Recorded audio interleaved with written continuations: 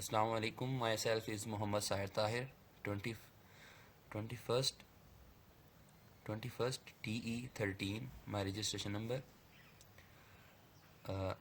आज हमारा task number 1 है। टास्क नंबर 1 के अंदर हमने एक फंक्शन लिया है, ठीक है, और उसके बाद हमारे पास दो सिग्नल हैं, इवन और ऑड सिग्नल हैं। हमने सबसे पहले तो हमने DFT कैलकुलेट करनी है इवन और ऑड सैम्पल्स की, और उसके बाद हमने FFT कैलकुलेट करनी है।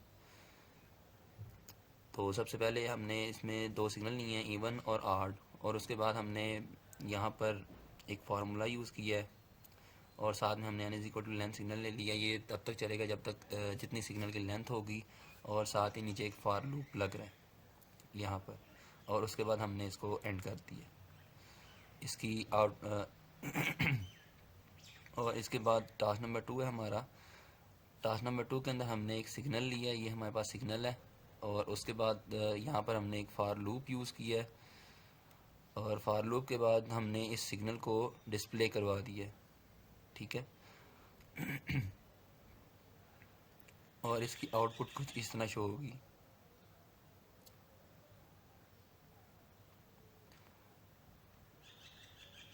इसके बाद हमारा टास्क नंबर 3 है। टास्क नंबर 3 के अंदर हमारे पास दो सिग्नल हैं, x और y, और हमने सबसे पहले क्या करना है, सबसे पहले हमने DFT कैलकुलेट करना है बाय यूजिंग डेसिमेशन फंक्शंस, और उसके बाद हमने यहाँ पर DFT ही कैलकुलेट करना है by using MATLAB FFT functions, और उसके बाद हमने हमारे पास जो रिज़ल्ट आएगा उसको हमने डिस्प्ले करवा देना है, ठीक है। ये हमारे पास डिस्प्लेस के फंक्शन यूज़ हो रहे हैं। हमने सिग्नल को डिस्प्ले करवाना है, और अपने DFT को जो हमारे पास कैलकुलेटेड था उसको डिस्प्ले करवाना है, और कुछ इस तरह का हमारे पास आउटपुट शो होगा।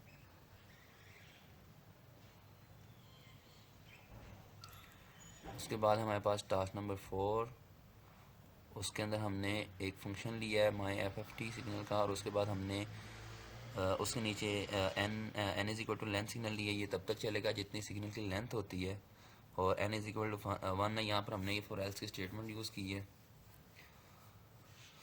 दो सिग्नल हमारे पास, दो फंक्शन हमारे पास, इवन इंडिसेस और ऑड। सबसे पहले तो वो इसको कॉल करेगा, और कॉल करने के बाद दोनों फंक्शंस को कॉल करेगा। कॉल करने के बाद फिर जो उनका रिज़ल्ट आएगा उनको कंबाइन करेगा, और वहाँ पर एक फॉर लूप लगाएगा। यहाँ पर फॉर लूप लगाने के बाद हमारा इसको एंड कर देगा। और इसी के बाद हमारे पास टास्क नंबर 5 है, जिसके अंदर 5 सिग्नल यूज़ किए गए हैं, 5 सिग्नल लिए गए हैं इनपुट पे, ठीक है, और उसी तरह 5 FFT फंक्शंस लिए गए हैं। सबसे पहले तो उसने कैलकुलेट किया DFT यूजिंग मैटलैब, ठीक है, और उसके बाद जो रिज़ल्ट आ रहा था उसने रिज़ल्ट को कंबाइन किया, कंबाइन करने के कंपेयर करने के बाद उसने रिज़ल्ट को डिस्प्ले करवा दिया जस्ट, और उसकी आउटपुट इस तरह आपको शो होगी।